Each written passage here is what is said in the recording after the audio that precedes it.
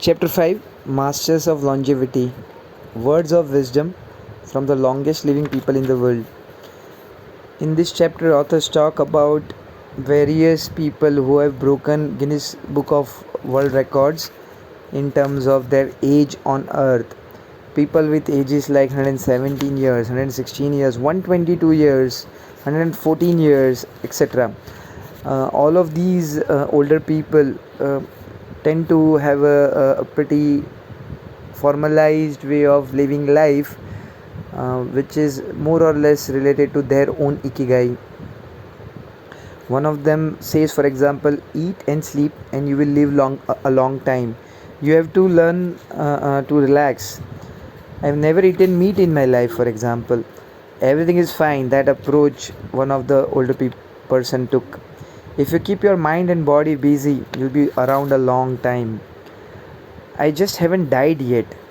These are some of the quotes which these older people pass it on, and mostly they talk about staying always focused, always working, keeping their body and mind active.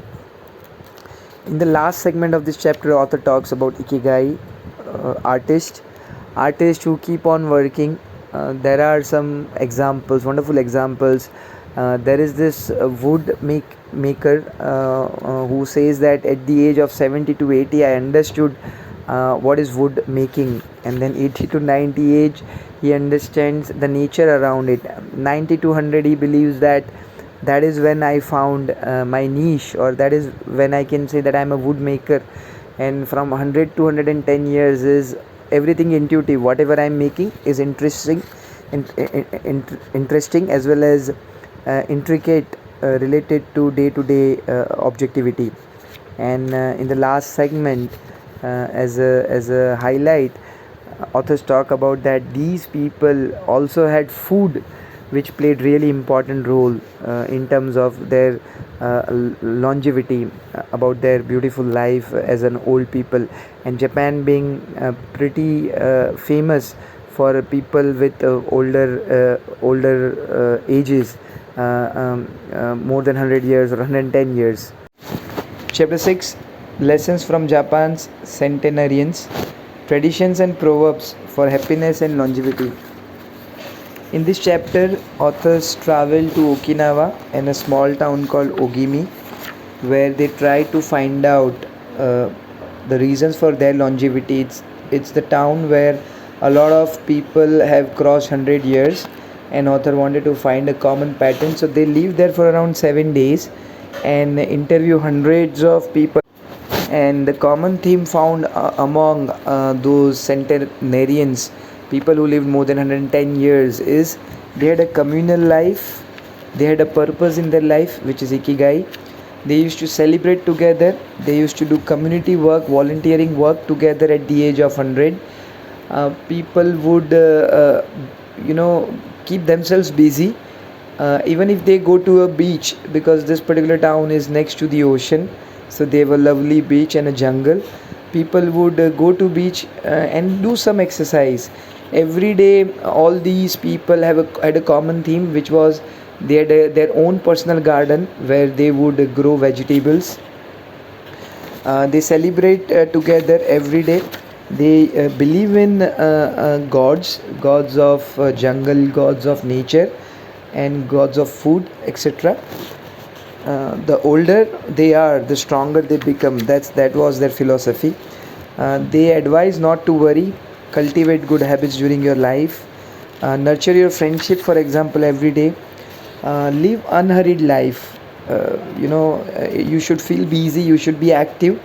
And the idea here is that the more of your fingers are moving, the better it is for your mind and body.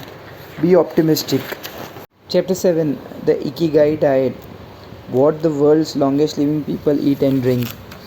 In this chapter, author focuses Okinawa region of Japan, and what are the old people there live. It is the place on the earth which has the oldest people population. The average life expectancy is around 85 years for men, 87.3 years for women. which is beyond average across Japan and across world rather. Author talks that Okinawa's diet is pretty miracle in a way.